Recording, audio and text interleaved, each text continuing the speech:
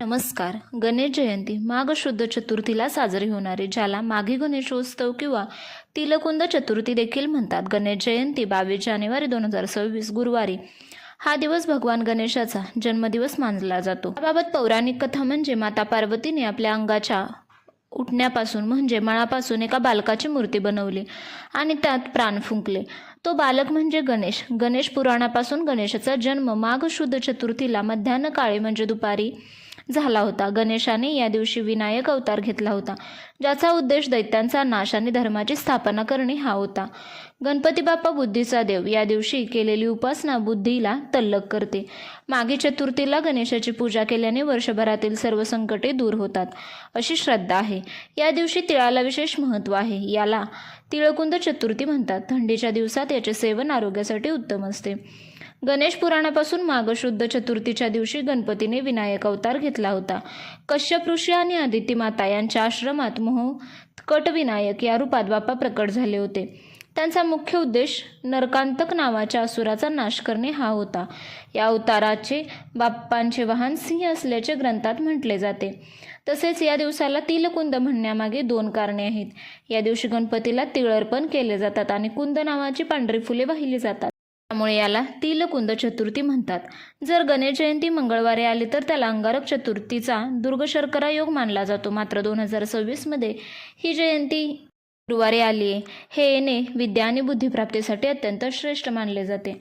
अनेक लोकांना प्रश्न पडतो की वर्षातून 2दा गणेश जयंती का येते. भाद्रपद चतुर्थी हा दिवस पार्थिव गणपती पूजनाचा मोठा उत्सव आहे. माघ चतुर्थी हा खऱ्या अर्थाने गणेशाचा जन्मदिवस मानला जातो. याला शुद्ध स्वरूप पूजा म्हणतात, जिथे भक्ती आणि अध्यायावर जास्त भर दिला जातो. गणेश पुराणानुसार माघ महिन्यातील या अवताराला मोहकट विनायक म्हटले जाते. या अवतारात गणपतीचे रूप अत्यंत तेजस्वी होते.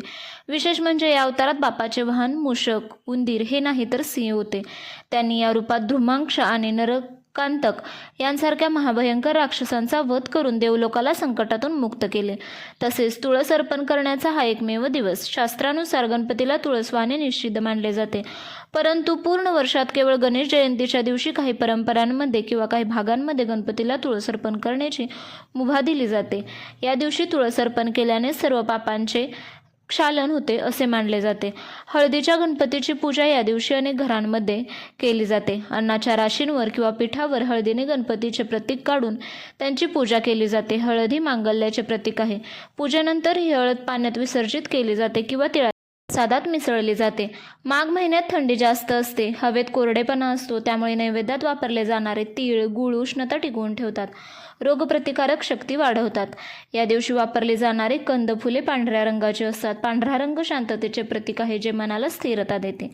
या दिवशी अष्टविनायकांचे स्मरण करावे, कारण अष्टविनायकांपैकी लेण्याद्रीचा गिरिजात्मज हा गणपती माघ शुद्ध चतुर्थीला जन्मनेला मानला जातो. तिथे या दिवशी खूप मोठा उत्सव असतो. अनेक साधक गणेश जयंतीच्या दिवशी दुपारी 12 पर्यंत मौन पाळतात. गणपती हा ओमकाराचे रूप आहे आणि हे मौन पाळल्याने आपली आंतरिक ऊर्जा बाप्पांच्या मंत्रांशी अधिक चांगल्या प्रकारे जोडली जाते.